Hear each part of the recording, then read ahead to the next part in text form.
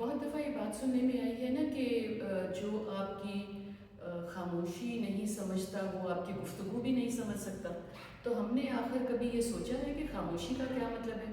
خاموشی کا مطلب سائلنس نہیں ہے، خاموشی کا مطلب چپ رہنا نہیں ہے. خاموشی کا مطلب ہے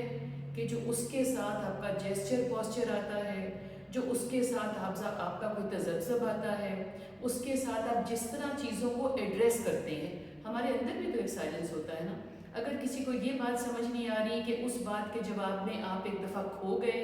کسی کانورسیشن کی جگہ پہ آپ بیٹھے ہوئے، کوئی آپ نے ایسا جواب دیا جس کی توقع تھی کہ آپ نے یہ جواب آپ نہ دیتے تو ٹھیک تھا، یا یہ آپ کا سٹائل نہیں ہے، یا آپ کسی ایک دن دیکھتے ہو کہ جو کسی کا ایک ڈریس اپ کا طریقہ ہے وہ بجھا بجھا سا لگ رہا ہے، تو اس سے آپ پک کرتے ہو کہ آیا کوئی کس میں سے گزر رہا ہے. اور بہت مرتبہ ہم ملتے تو ہیں، کھانا بھی کھاتے ہیں، مگر ڈوبے سے رہتے ہیں،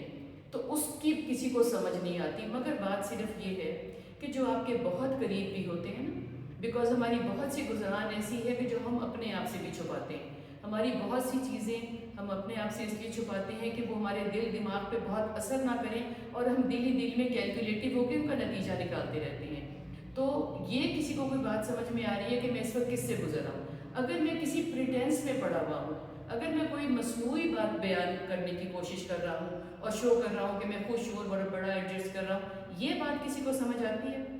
تو جو خاموشی کو سمجھنا ہے وہ یہ سارا پورے کا پورا پیکج لیے ہوئے ہوتا ہے، وہ صرف آپ کے چپ رہنے کو لیے ہوئے نہیں